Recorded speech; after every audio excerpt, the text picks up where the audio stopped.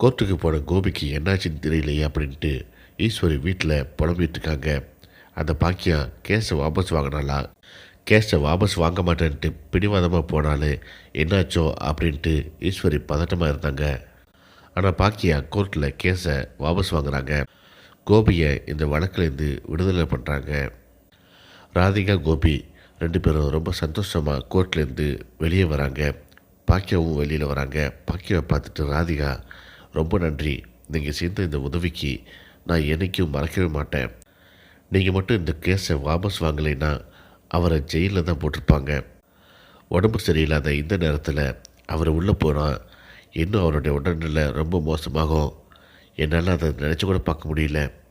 உங்களோட இந்த உதவியை நான் என்றைக்குமே மறக்க மாட்டேன் அப்படின்ட்டு ராதிகா கையெடுத்து கும்பிடுறாங்க. பாக்கியா சொல்கிறாங்க, கோபி செஞ்சது மிகப்பெரிய தப்பு, மன்னிக்க முடியாத தப்பு.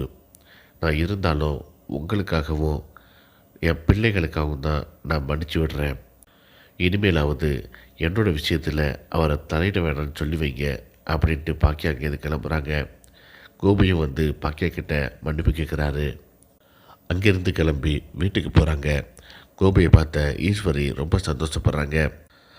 பாக்கியா கேஸை வாபஸ் வாங்கிட்டாலாம், ஒன்று ரிலீஸ் பண்ணிட்டாங்களா, ரொம்ப சந்தோஷப்பா. ஆனால் அந்த பாக்கியா பண்ணது மிகப்பெரிய தப்பு அப்படிங்கிற மாதிரி ஈஸ்வரி இங்கே பேச ஆரம்பிக்கிறாங்க.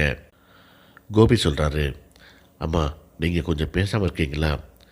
அந்த பாக்கியா மட்டும் சரியான நேரத்தில் கோர்ட்டில் கேஸை வாபஸ் வாங்கலை அப்படின்னா இந்நேரம் நான் உள்ளே தான் இருந்திருக்கணும்.